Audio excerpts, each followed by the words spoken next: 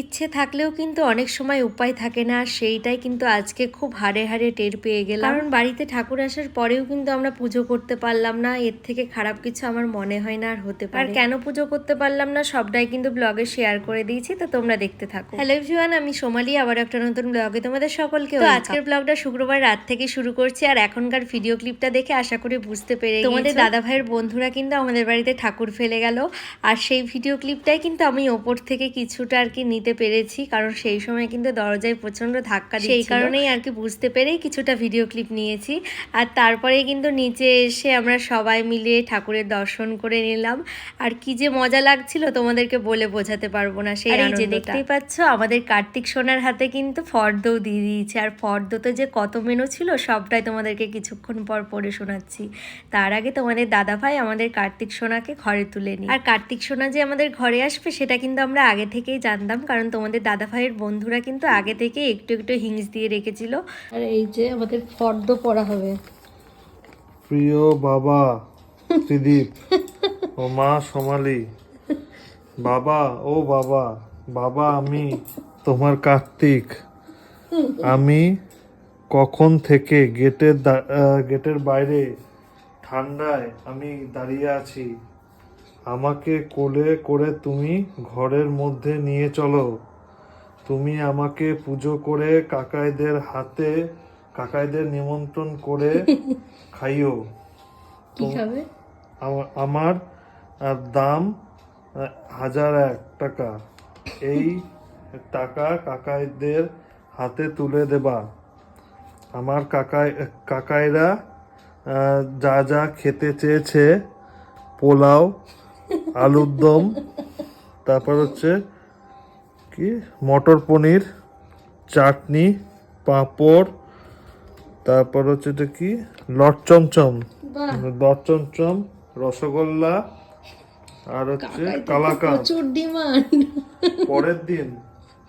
পরের দিন কাকাদের খাসির মাংস, ইলিশ মাছ, সাদা ভাত, ডাল, এইগুলো জিনিস কাকাইদের চাই। আর 5 নম্বর ব্র্যাকেটে দিয়ে দিয়েছে, মানে যাই হোক স্পেশাল কিছু দিতে হবে, এটাই কাকাইদের ছোট্ট ইচ্ছে নাকি? ছোট্ট ইচ্ছা। ইতি তোমার প্রিয় কার্তিক। কাকাইদের ডিমান্ড খুবই অল্প, খুবই অল্প। যাই হোক, ক্ষমা প্রার্থনা করছি, আমার মনে খুবই আনন্দ, আমাদের সবার খুবই আনন্দ। বাজার ঘাট করা কমপ্লিট, মানে আগে থেকে শুনেছিলাম সবাই, পুরো না মানে আগে থেকে যেহেতু আভাস করতে পেরেছি, আমি জানি যে আমার বাড়িতে আসবেই, সেজন্য একটু জোড়া কার্তিক আসতো, সেই জায়গায় একটা এসছে। এটাই কি আমি ভেবেছিলাম হয়তো জোড়াই পড়তো সবাই যেহেতু জানলো ব্যাপারটা, সবাই জোড়া পড়তো, কিন্তু আমাদের এই আনন্দ অসহ্য হলো, মানে আমার দাদার ছেলে হয়েছে। আগের দিনের ব্লগে দেখেছো যে পুচকোটাকে দেখতে গিয়েছিলাম, ওই পুচকোটাই করতে পারলাম না। সামনের বছর অবশ্যই নিমন্ত্রণ করবো। সবাই এত আনন্দ, খুব ভালো ব্যাপারটা হলো না। যাই হোক, কিছু করার নেই। এখন আরেকটা আমাদের বাড়িতে অলরেডি কার্তিক চলে এসছে, আমার দাদার ছেলে।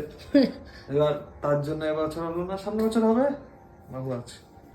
আর ফর্দতে আশা করি মেনুগুলো শুনে নিলে, আর তার সাথে সাথে কিন্তু কি কারণে আমরা পুজো করতে পারছি না সেই ব্যাপারটাও কিন্তু তোমাদের দাদাভাই ক্লিয়ার করে দিল।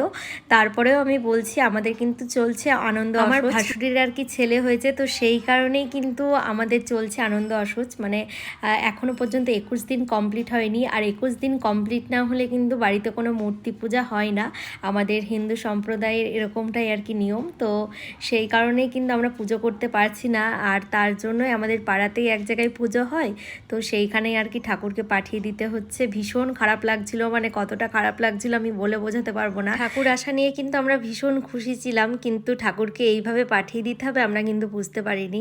আর ঠাকুর আসার আনন্দে কিন্তু বাবা সমস্ত ফলের বাজারও কমপ্লিট করে ফেলেছিল, তখন কিন্তু আমাদের কারোরই মাথায় ছিল না যে আমাদের 21 দিন পূরণ হয়নি। পরে যখন ব্রাহ্মণ সবটা জানায় তখন কিন্তু আমাদের প্রত্যেকের মন ভেঙে যায়, তো ভীষণ খারাপ লাগছিল। তো কিচ্ছু করার নেই, কিছু কিছু সময় ইচ্ছে ইচ্ছে থাকলেও উপায় পাওয়া যায় না। ঠাকুর তো বাবা দিয়ে এসেছে, আর এখন আমি চলে এসেছি ঠাকুর ঘরে, কারণ আজকে ছিল ইতু পুজো, তো সেই জন্যই মা কিন্তু সমস্ত জোগাড়পাতি করে ফেলেছে। আর আমিও কিন্তু স্নান করে চলে এসেছি ওপরে। এবারে অনেকের মনে প্রশ্ন থাকতে পারে যে কার্তিক পুজো হলো না, এইদিকে বাড়িতে ইতু পুজো কি করে হচ্ছে। এই ব্যাপারটা আমিও সত্যি জানি না, শুধু এটুকুই জানি কোনো রকম অসহ্যে কিন্তু বাড়িতে মূর্তি পুজো হয় না, তাছাড়া সমস্ত পুজোই মোটামুটি হয়। তো যাই হোক, আমাকে কিন্তু মা সব কিছু দেখিয়ে দিচ্ছিল। আর এবার কিন্তু ছিল বিয়ের পরে আমার ফার্স্ট ইতু পুজো। বিয়ের আগেও কিন্তু আমি কোনোদিনই করিনি, মানে আমার জীবনে প্রথম ইতু পুজো বলতে পারো। তো সেই কারণে কিন্তু ইতু পুজো সম্পর্কে কোনো কিছুই আমি জানতাম না। তো মা কিন্তু সমস্তটা আমাকে দেখিয়ে দিচ্ছিল, সেই মতোই কিন্তু সব কিছুই করেছি আমি, আর মন্ত্রপাঠও কিন্তু করেছি। তো যাই হোক, এখন কিন্তু মায়ের পুজো প্রথমে করে নিয়েছি, তারপরে কিন্তু আমিও করে নিয়েছি।